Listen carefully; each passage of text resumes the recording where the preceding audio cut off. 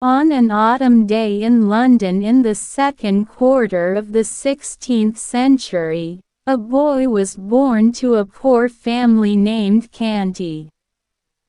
The new baby, called Tom, was not a welcome addition. He was wrapped in rags. On the same day, another boy was born to a rich family by the name of Tudor. He was called Edward Tudor, Prince of Wales, and he was a very welcome addition. All of England had been awaiting his birth.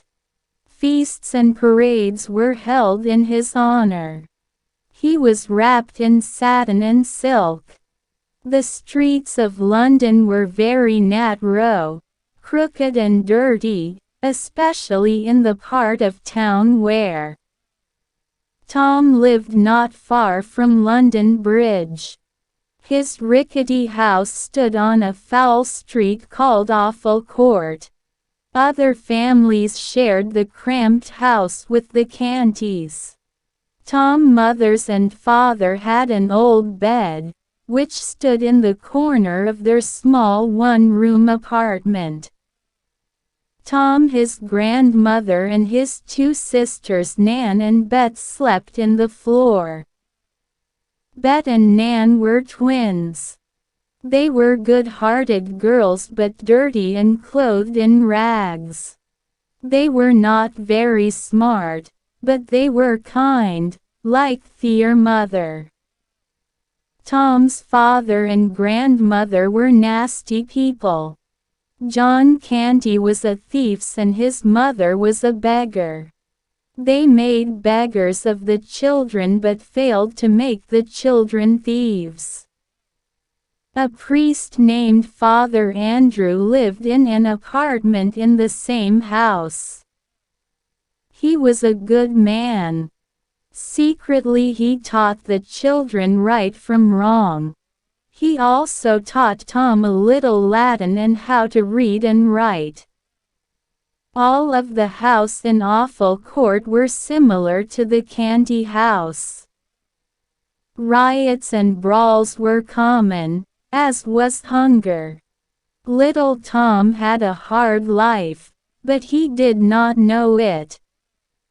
It was the sort of life that all the boys that lived in Awful Court had. 2.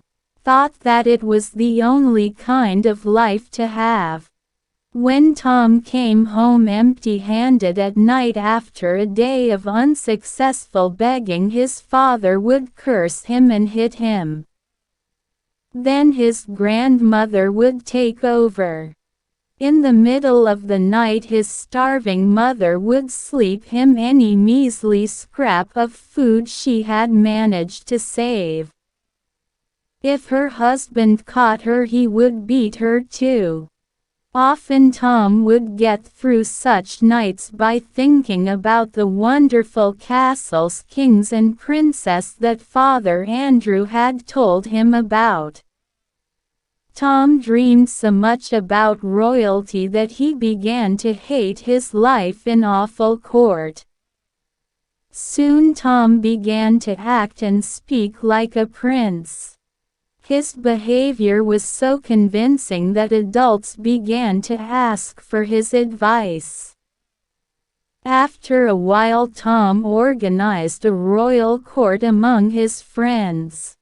He was the prince and his friends were his court. After a day pretending, Tom would beg for a few pennies and go home to his miserable scraps. But his desire to become a prince grew all the time. It became the passion of his life.